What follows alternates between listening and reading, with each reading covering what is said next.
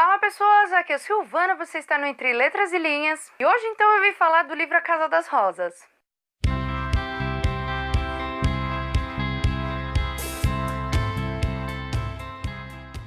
Esse é um livro que eu recebi em parceria do blog Revelando Sentimentos com a autora Andréa Zamorano. A Andréa Zamorano, ela é brasileira, atualmente ela mora em Portugal e ela tem vários restaurantes e ela gosta muito de livros e comida. Então super já simpatizei com ela porque é a minha cara. Esse livro aqui conta a história da menina Eulália.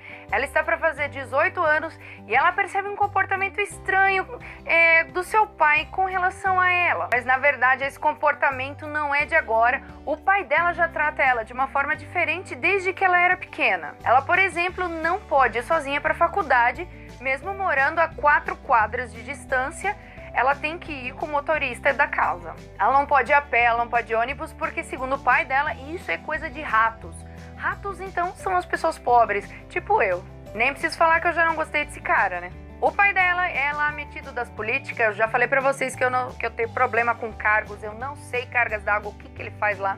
Mas eles têm muito dinheiro. Então, eles vivem numa casa cheia de rosas, rosas brancas, perfumadas, bem cuidadas. E quem cuida das rosas, então, é o jardineiro da casa, que sempre gostou muito da Eulália, sempre cuidou dela. Eu já esqueci o nome dele, mas ele é muito importante na história. Outra coisa é que a Eulália, ela tem um amigo, e eu vou confessar pra vocês que eu não entendi se ele é real ou se ele é imaginário, mas teoricamente esse amigo empresta uns livros pra Eulália, livros que foram proibidos na época, e esses livros também acabam causando uma confusão pra ela. A gente percebe aqui que o pai da Eulália, ele tem realmente um comportamento estranho com relação a ela, mas a gente não sabe por quê. Uma outra coisa estranha é que ele nunca deixou ela comer carne de frango, que segundo ele também é comida pobre de ratos. Não sei se eu mencionei já, mas esse livro se passa no Brasil, na cidade de São Paulo, num baita calor, onde todo mundo fede, onde tem as enchentes e todo mundo fica boiando. Isso é uma das coisas que o nosso querido papai aqui então se refere às pessoas como ratos de esgoto boiando na água. A Eulália então cresceu sem a mãe dela, que deu no pé, sumiu, ninguém sabe para onde que ela foi, por que que ela sumiu, ou aonde que ela tá e o que que ela tá fazendo. No início do livro, então, a narrativa acontece pela mãe da Eulália.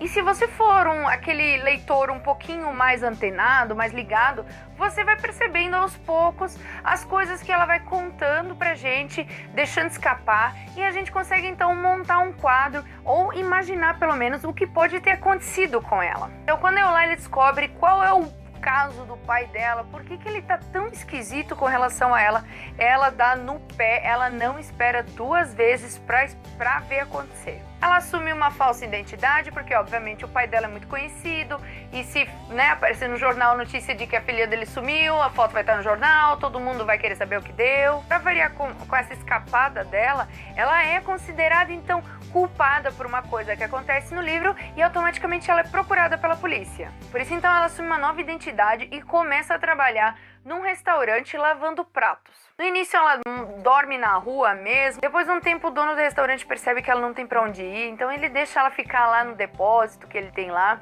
e ela fica por um tempo lá então. Só que a Eulália sempre é perseguida por um pensamento, o de querer encontrar a mãe dela, o de querer saber o que aconteceu, por que a mãe foi embora, o que ela tá fazendo, se a vida dela tá realmente melhor. E pensando nisso, ela assume novamente uma nova identidade e sai à procura da mãe dela. E quando ela encontra a mãe dela, é que a coisa vira tiro, porrada e bomba, e você entende então o que estava acontecendo, aonde que a mãe dela tá, o que a mãe dela tá fazendo, por que a mãe dela estava narrando o início do livro. Eu posso confessar para vocês que eu não esperava esse rumo da história, eu fiquei bem surpresa, eu gostei bastante do livro.